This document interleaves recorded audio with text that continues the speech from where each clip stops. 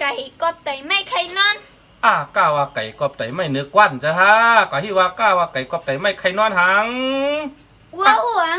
ซื้อตีไก่มันไข่นอนเจอรู้ในก็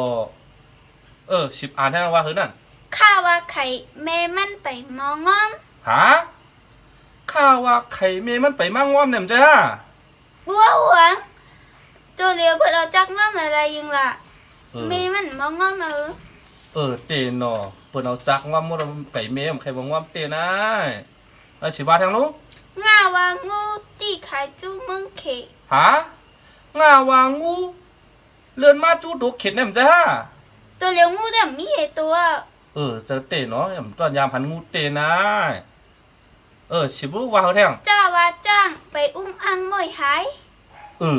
อันนี้ก็ไข่เมียนเตี๋ยวนะจ้างในน้ำยำหันเตลงไปองอ่างจอมตั้งใจลงในจ้างในไปองอ่างมวยหายมาดูใครจื้อใจว่าอะไรเสียบาทด้วยว่าคือนั่นจ้าว่าซื้อจอมอยู่เนื้อเฮิร์นคึกนั่นคือใครจื้อเจอเนี่ยเชื่อใครกับอยู่เนื้อเฮิร์นคึกมัวน้องตัวเร็วน้ำมีในเถื่อนน้องเต้น้องมาฉลุสิบาทเท่าเนี่ยว่าหยองมีไผ่ของนั่นปอมเป็ดเจอเต้นะต้นไม่หยองเขาปอมมาปอมเต้ดงฉลุสิบทางลูตาว่าเต่าตีอยู่เก่ามันหายอันนี้ก็ใครเจอนะเปิดอันกันยาน้ำยาคายกำเฮ็ดผายกำเตียงห้องเฮ็ดนายากไว้หมดน่ะเต่าอยู่หายเจอเต้นะถ้าว่าใช้ตั้มใหญ่ไว้ป้อหออันนี้ก็ใครเมียนั่นน่ะตัวเลี้ยวเปิ้นเอาจักไถหมดล่ะมักไถ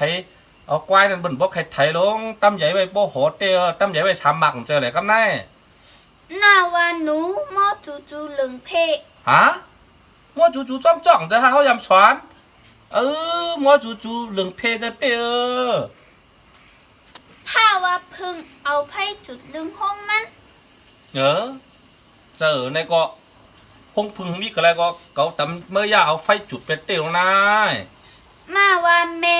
มียามตั้นสอนหญิงแง่สังฮะ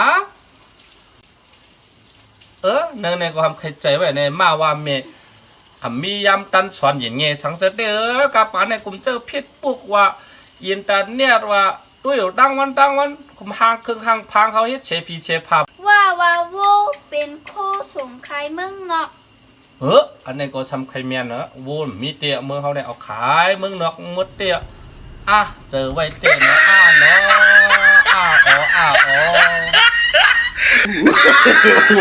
no